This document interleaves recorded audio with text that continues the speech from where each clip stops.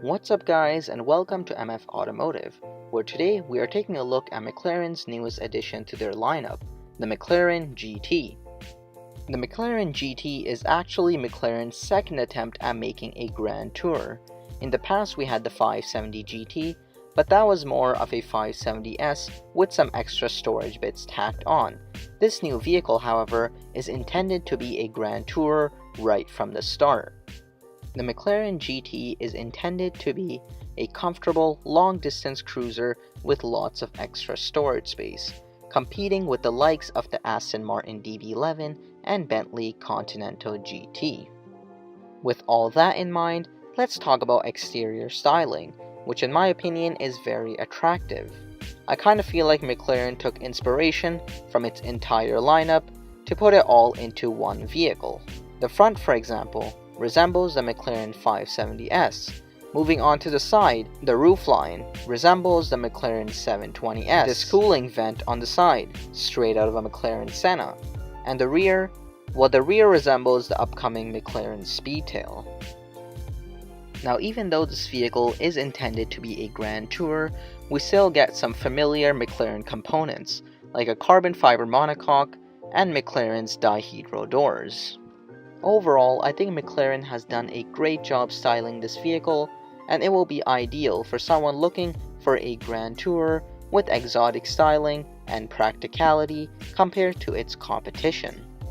Next, let's go ahead and move into the interior, where we don't get too much of a drastic change. We have the same basic layout of a McLaren 570S, except that we now have a McLaren 720S steering wheel. All the Alcantara surfaces have now been replaced with leather, like the dashboard and seats, and we also have metal speaker grills. Everything else from the buttons, infotainment, and instrument cluster is all regular McLaren switchgear. That is until you look up and notice what McLaren calls its electrochromatic panoramic sunroof, which can be adjusted from totally transparent to a fully tinted look. With the interior out of the way, let's talk about this vehicle's main purpose, storage space. Up front, like any other McLaren, we have a frunk with 150 liters of storage space. But in the back is where this car really shines. We have a rear hatch that lifts up, giving us access to 420 liters of space, which McLaren claims is enough to fit a 6-foot object vertically.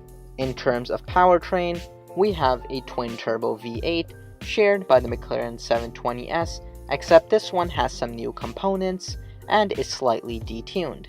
It produces 620 horsepower and 465 pound-feet of torque, giving you a top speed of 326 kilometers.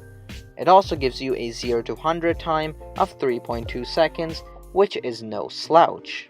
Last but not least, let's talk about pricing. This new McLaren GT starts at right above 280,000 Canadian dollars. Orders have already begun, and deliveries will take place in the end of 2019.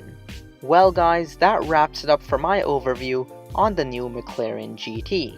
If you did enjoy this video, please give it a big thumbs up and let me know your thoughts in the comment section below.